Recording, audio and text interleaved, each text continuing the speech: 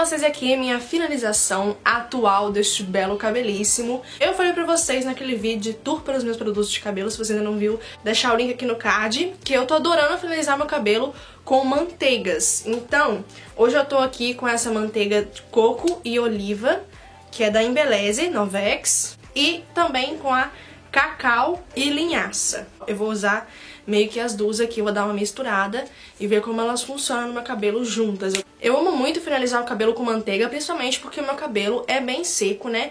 Então, às vezes ele precisa de uma coisa mais forte.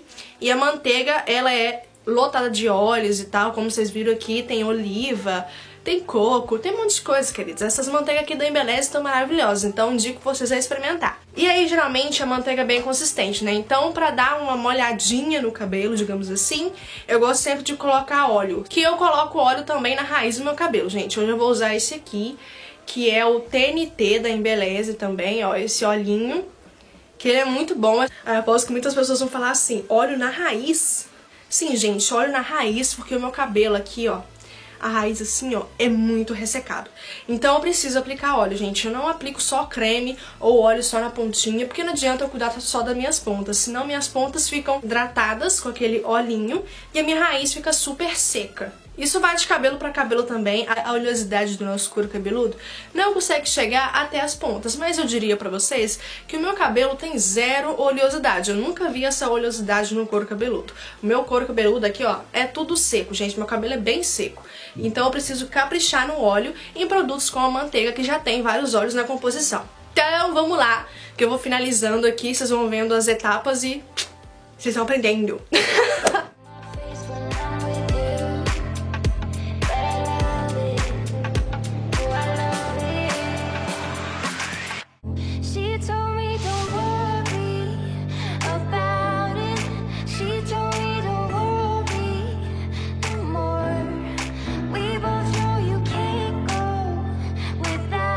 Gente, outra coisa muito boa dessas manteigas aqui é que eu geralmente uso muito mais produto do que eu mostrei pra vocês. Vocês viram aí que eu usei, tipo assim, essa quantidade que eu tô usando e eu tô juntando as duas manteigas aqui juntinhas assim. Rende muito, cara. Eu acho isso muito bom.